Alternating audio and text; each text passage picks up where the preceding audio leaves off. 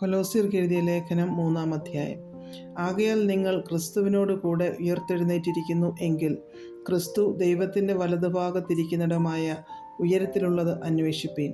ഭൂമിയിലുള്ളതല്ല, ഉയരത്തിലുള്ളത് തന്നെ ചിന്തിപ്പീൻ.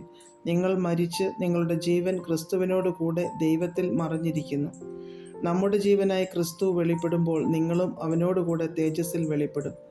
ആകയാൽ ദുർനടപ്പ്, അശുദ്ധി, അതിരാഗം, ദുർമോഹം, വിഗ്രഹാരാധനയായ അത്യാഗ്രഹം, ഇങ്ങനെ ഭൂമിയിലുള്ള നിങ്ങളുടെ അവയവങ്ങളെ മരിപ്പിപ്പിൻ. ഈ വക നിമിത്തം ദൈവകോപം അനുസരണം കെട്ടവരുടെ മേൽ വരുന്നു. അവയിൽ ജീവിച്ചിരുന്ന കാലം നിങ്ങളും മുമ്പേ അവയിൽ നടന്നു പോന്നു.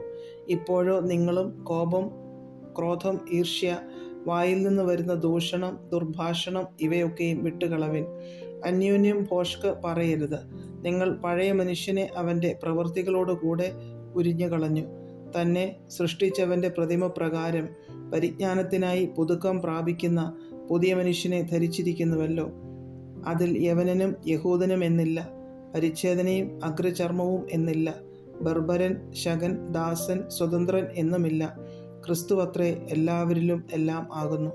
അതുകൊണ്ട് ദൈവത്തിൻ്റെ വ്രതന്മാരും വിശുദ്ധന്മാരും പ്രിയരുമായി മനസ്സലിവ്, ദയ, താഴ്മ, സൗമ്യത, ദീർഘക്ഷമ എന്നിവ ധരിച്ചുകൊണ്ട് അന്യോന്യം പൊറുക്കുകയും ഒരുവനോട് ഒരുവന് വഴക്കുണ്ടായാൽ തമ്മിൽ ക്ഷമിക്കുകയും ചെയ്യുവിൻ.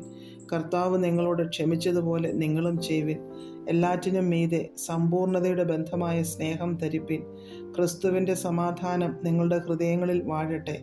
അതിനല്ലോ നിങ്ങൾ ഏകശരീരമായി വിളിക്കപ്പെട്ടുമിരിക്കുന്നത്. നന്ദിയുള്ളവരായും ഇരിപ്പിൻ.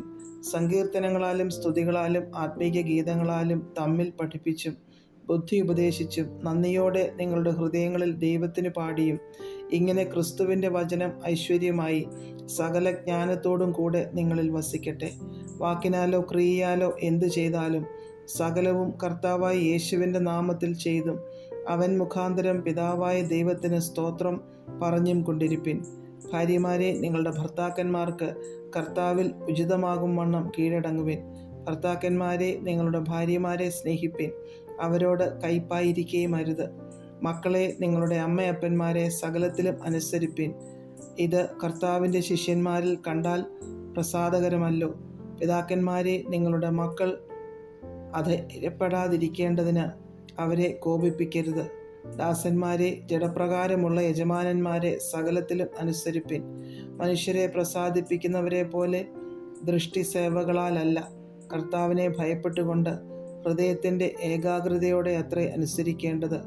നിങ്ങൾ ചെയ്യുന്നതൊക്കെയും മനുഷ്യർക്കെന്നല്ല, കർത്താവിനെന്ന പോലെ മനസ്സോടെ ചെയ്യുവിൻ. അവകാശമെന്ന പ്രതിഫലം കർത്താവ് തരുമെന്നറിഞ്ഞ് കർത്താവായ ക്രിസ്തുവിനെ സേവിപ്പിൻ. അന്യായം ചെയ്യുന്നവൻ താൻ ചെയ്ത അന്യായത്തിന് ഒത്തത് പ്രാപിക്കും, മുഖപക്ഷം ഇല്ല.